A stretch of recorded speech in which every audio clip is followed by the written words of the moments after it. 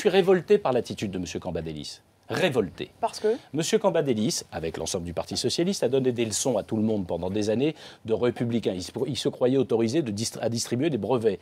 Et il a dit, il n'y a pas très longtemps, que finalement, dans le Nord-Pas-de-Calais-Picardie, que finalement, en PACA, il pourrait accepter que Mme Le Pen soit élue. M. Cambadélis, il trace un signe égal entre Mme Le Pen et Xavier Bertrand.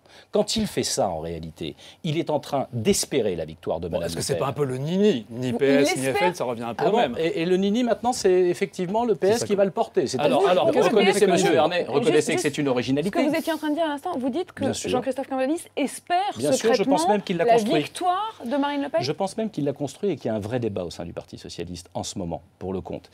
Vous avez M. Cambadélis qui joue un jeu extrêmement dangereux et indigne de la part d'un dirigeant qui se veut républicain.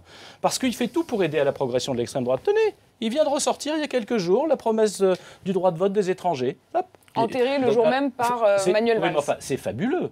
Il s'engage à ça pendant l'élection présidentielle, c'est M. Hollande. Ils ne font pas voter ni par le Parlement, ni par le peuple français. Avant les départementales, au moment où on disait que l'extrême droite allait gagner des départements, avant les départementales, ils ont ressorti ce vieux marronnier de la gauche pour exciter et pour inciter à voter extrême droite.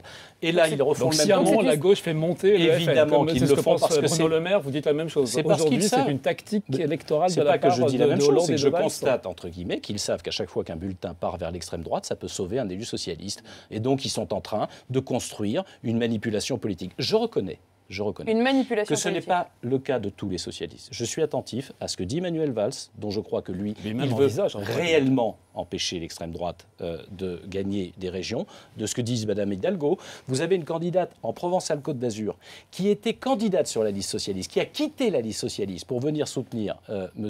Estrosi, parce qu'elle ne veut pas de la victoire de Marion Maréchal Le Pen. Il y a des socialistes qui, sincèrement, combattent le Front National dans les régions. Mais il y a aussi, à la tête du Parti socialiste, des gens qui sont en train de faire un calcul politique cynique et indigne, espérant la victoire de l'extrême droite. Et je me demande si le président de la République, entre guillemets, n'y trouverait pas un intérêt.